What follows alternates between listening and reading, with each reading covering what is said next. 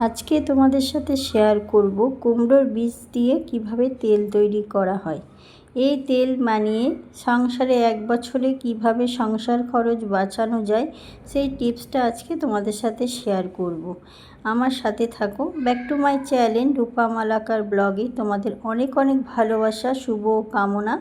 আজকে তোমাদের সামনে নিয়ে চলে এসেছি কুমড়োর বীজের তেল। যে যেখান থেকে ভিডিওটা দেখছো প্লিজ একটা লাইক করে দিও, একটা সুন্দর কমেন্ট। যে কমেন্টটা দেখে দ্বিতীয় দিন ভিডিও করা একটা উৎসাহ তোমরাই আমার বাড়িয়ে দাও। আর যারা আমার নতুন বন্ধু দেখছো প্লিজ সাবস্ক্রাইব করে আমার পাশে থেকো। আমি অবশ্যই তোমাদের ভিডিওটা যদি তোমাদের ভালো লেগে থাকে অবশ্যই সবারই মাঝে একটু শেয়ার করে দিও, যাতে ভিডিওটা দেখার সবাইকে সুযোগ করে দিও। দেখো কুমড়োটা কিন্তু এখন আমি দুভাগে ভাগ করে নিয়েছি। লাগবে আমার কুমড়োর বীজগুলো, কুমড়োটা লাগবে না।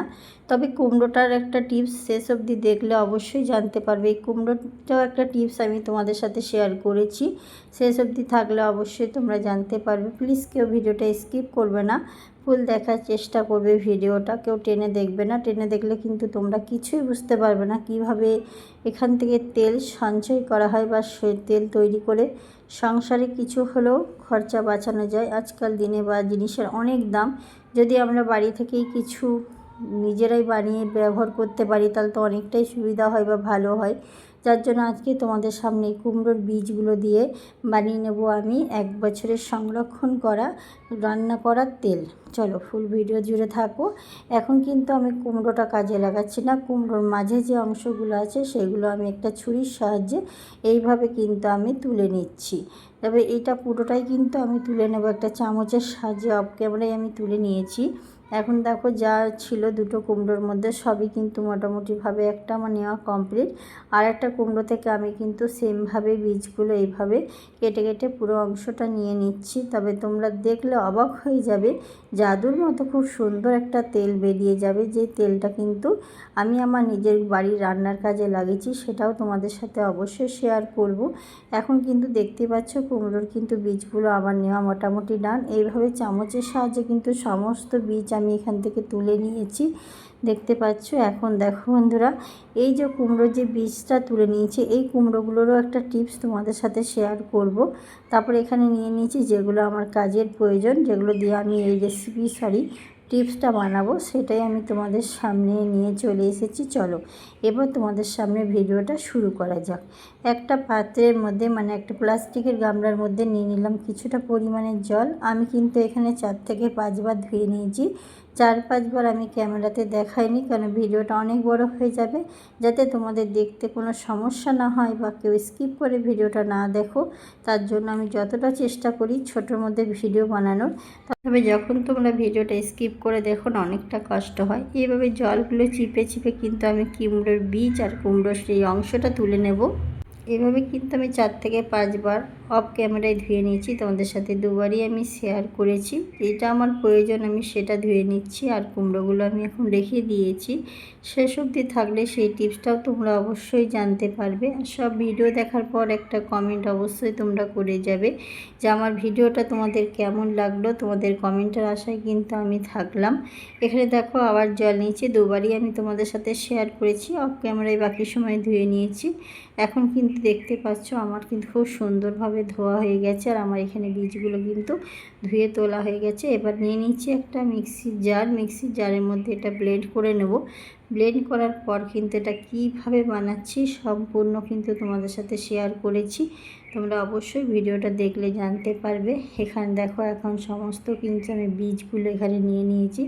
বীজগুলোর সাথে আমি কিন্তু এবার ঢাকনার সাহায্যে ঢাকনা দিয়ে ভালোভাবে কিন্তু অনেকক্ষণ ধরে মিক্সি করে নেব, যাতে এটার মধ্যে গোটা গোটা না থাকে, একদম সুন্দরভাবে কিন্তু পেস্ট হয়ে যায়। তাই দেখো আমি ভালোভাবে কিন্তু এটা অনেকক্ষণ ধরে পেস্ট করে নিচ্ছি। তবে তোমাদের সাথে আমার চ্যানেলে কিছুদিন কাঁঠালি বীজের মেনু দিচ্ছিলাম, আজকে তাই ভাবলাম আজ একটা অন্যরকম টিপস দিই। যদি বন্ধুদের ভালো লাগে অবশ্যই ভালো লাগবে। আর ভালো লাগলে তো একটা কমেন্টের অবশ্যই আশা করেছি যে একটা কমেন্ট তোমাদের। এখানে দেখো মিক্সির জারে কিন্তু খুব সুন্দরভাবে এটা পেস্ট হয়ে গেছে। যখন মিক্সির জারে পেস্ট করবে কেউ জল ব্যবহার করবে না, জল ব্যবহার করলে কিন্তু এটাতে তেল আসবে না। পুরো শুকনো চিপে চিপে তুলে নিতে হবে, যাতে এখানে জল এক ফোঁটা না থাকে। তারপর এখানে বসিয়ে দিচ্ছি ফ্রাই প্যানটা একটু গরম করতে দিব, তার জন্য জ্বালিয়ে দেবো এখন গ্যাসটা। ফ্রাই প্যানটা একটু গরম হতে দেওয়ার পরে আমি কিন্তু এখানে যেটা মিক্সি জারে ব্লেন্ড করে রেখে দিয়েছি সেটা কিন্তু এবার যখন ফ্রাই প্যানটা আমার ভালো মতো গরম হয়ে গেছে, এখন আমি পেস্ট করা আমি কাঁঠালের বীজগুলো এখানে অ্যাড করে দিলাম। এবার অ্যাড করে দেওয়ার পরে এটা কিন্তু অনেকবার ধরে নাড়িয়ে নিতে হবে, এটা কিন্তু নালে লেগে যাওয়ার ভয় থাকবে, লেগে গেলে কিন্তু ভালো হবে না। আর দেখতে পাচ্ছ অনেকটা ঘন কিন্তু পেস্টটা করতে হবে, পাতলা করলে হবে না। এখন দেখো আমি এটা ভালোভাবে একটা লো ফ্লেমে ভালো করে জাল দিতে হবে, হাই ফ্লেমে করলে কিন্তু তোমরা তেলও পাবে না, এমনকি এটা পুড়ে যাবে আর ভালো কিন্তু ফল পাবে না। এখানে দেখো আমি লো ফ্লেমে দিয়েছিলাম, তারপর দেখো লো ফ্লেমে দিয়ে আমি কিন্তু ভালোভাবে এটাকে মানে খুন্তির সাহায্যে নাড়িয়ে নিয়েছি। তোমরা চামচের সাহায্যে এভাবে নাড়িয়ে নেবে, কিন্তু এটা লাগতে দিলে হবে না কড়াইয়ের সাথে, এটা কিন্তু ভালোভাবে কিন্তু একভাবে নাড়িয়েই যেতে হবে যাতে না কড়াইয়ের সাথে লেগে যায়। দেখো অনেকটাই কিন্তু আমার সাইড দিয়ে তেল বেরিয়ে এসেছে। তবে বন্ধুরা এই কুমড়োর তেল কিন্তু অনেকে মাথার চুলেও ব্যবহার করতে পারো, এটাতে ভালো প্রোটিন আছে, এটা খাওয়ার জন্য ব্যবহার করতে পারো। এখানে কিন্তু খুব সুন্দর তেল চলে এসছে বেরিয়ে। চলো এবার তেলটা আমি ঠান্ডা করতে দিয়েছি, ঠান্ডা করতে দিয়ে একটা ছাঁকনি নিয়েছি, আর একটা বাড়িতে ছিল পরিষ্কার একটা কাপড়, যে কাপড়টা আমি এখানে নিয়ে নিয়েছি। কাপড়টা নিয়ে তারপরে দেখো আমার কুমড়ো যেই সমেত আমি এখানে দিয়ে দিলাম। এবার এটাকে ভালো মতো চিপে নেব, চিপে নিয়ে কিন্তু তেলটা বার করে নেবো। চিপলেই বন্ধুরা দেখবে খুব সুন্দর তেলটা বেরিয়ে আসবে, খুব সুন্দরভাবে কিন্তু তেলটা বেরিয়ে আসছে। আর আমার ভয়েসের মাঝে যদি কোনো ভুল ত্রুটি হয়ে থাকে তোমরা ক্ষমার দৃষ্টিতে দেখবে। এই তেলটা আমি তোমাদেরকে এখনই ব্যবহার করে দেখাবো, যে তেলটা দিয়ে কিন্তু আমি বাড়িতে কিছু রান্না করে বাচ্চাকে খেতে দেবো। অবশ্যই তোমরা আমার ভিডিও জুড়ে থাকলে জানতে পারবে। দেখো কতটা তেল, এইভাবে চিপে চিপে বার করে নিতে হবে তেলটা কিন্তু। এখন দেখো আমি চিপে চিপে তেলটা বার করে নিচ্ছি। এখানে তো অনেকটা তেল হয়েছে, কাঁচের বাটিটাও হয়েছে আবার এতেও হয়েছে, অনেকটাই তেল বেরিয়েছিল। তবে এই তেল দিয়ে আমি বাড়িতে আজকেই রান্না করেছি, খেতে সত্যি একটা অন্যরকম স্বাদ আর খুব সুন্দর লাগছিল। এখানে দেখো এক বাটি কিন্তু হয়েছে, আর ওই গ্লাসের মধ্যেও কিন্তু এক গ্লাস হয়েছে।